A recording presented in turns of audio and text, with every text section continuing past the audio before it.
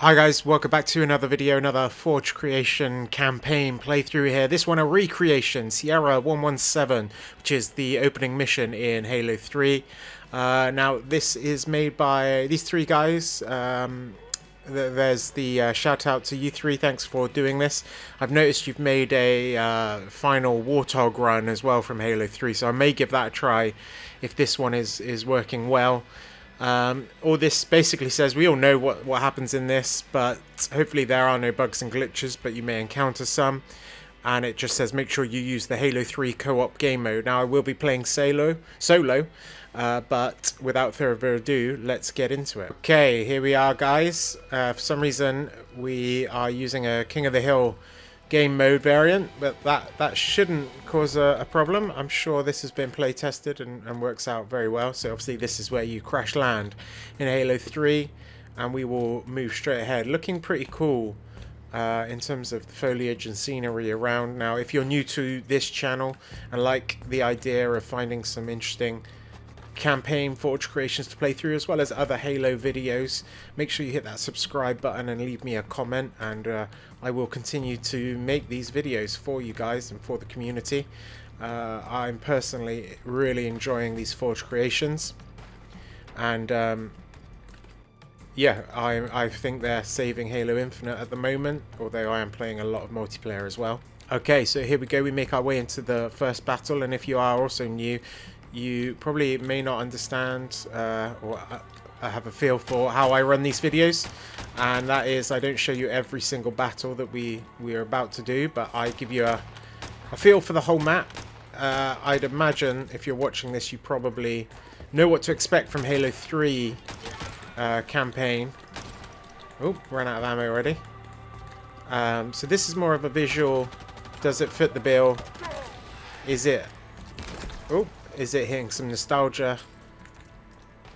Is everything as you would expect, I guess? And first impressions are pretty good. Obviously it is quite a lot of slightly different layout of geometry, but that's no problem. We're getting the feels of Halo 3, that's for sure. I never remember going off to the left here. It was always round to the right. I'm pretty confident in that, although last time I played Halo 3, I guess, was when it came out on PC for the Master Chief Collection, so my memory may be a little foggy. Definitely do want to do some more playthroughs on this. I'm confident we should be going that way, not this way, but let's see where this leads. Okay, so it brings us out into...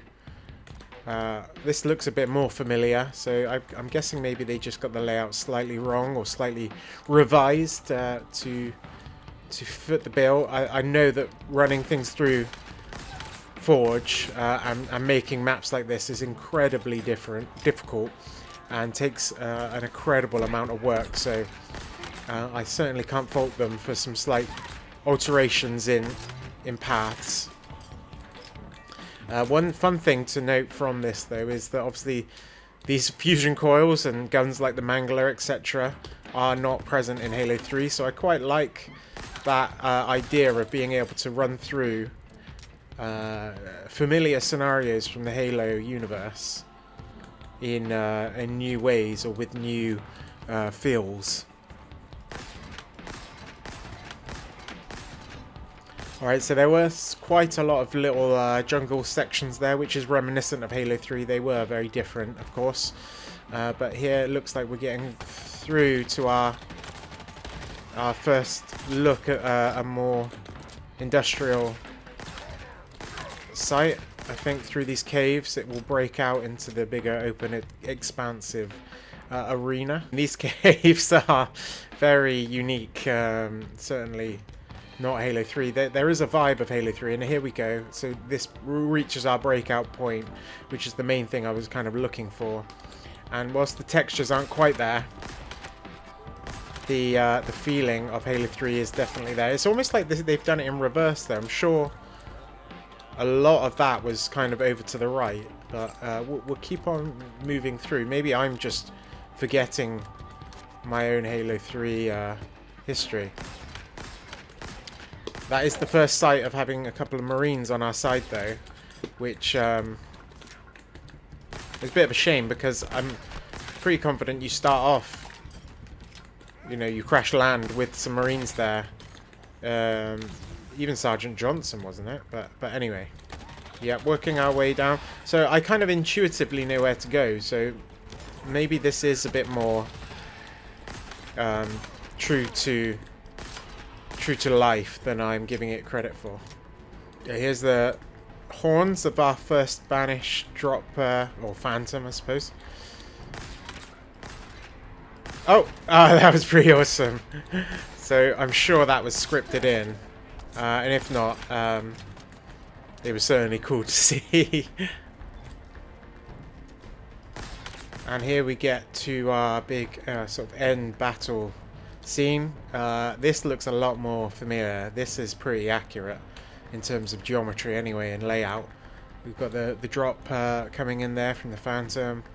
This broken building. Obviously we've got to work our way over there. We've got a sniper here. It's actually almost killed us. So this is Halo 3 in a nutshell. This is absolutely iconic. In fact, it probably is one of my favorite missions in the whole Halo franchise.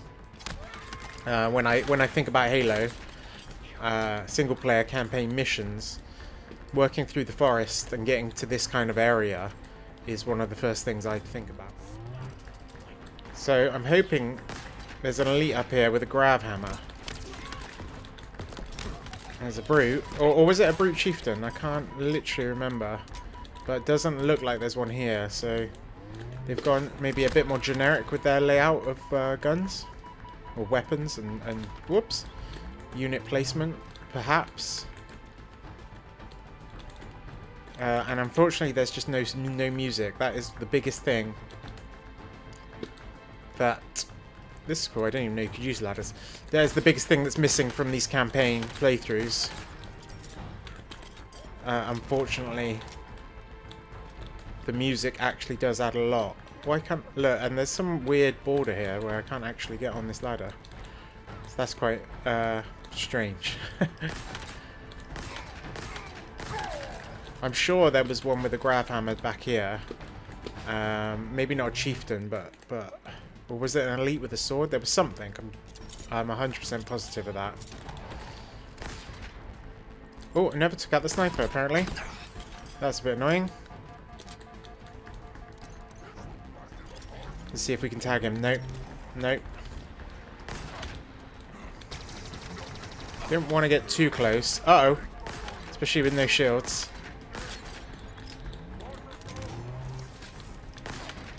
So, it should be noted. Whoa! What the hell happened there? He didn't even swing his hammer. Oh my god. So where have we spawned now?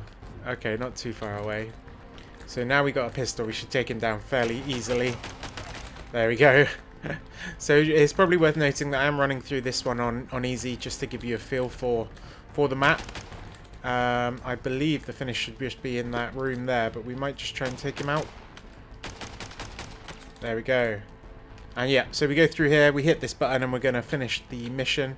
There are a few more guns in here, but there is something... Oh, or are we going to get another drop pod? So I assume that was the end of the mission because that's kind of how it ends in Halo 3. Oh, here we go, here we go. We've got two Phantoms coming in. So the Marines aren't programmed properly. That is a little bug there. I only shout that out in case the creator watches this video.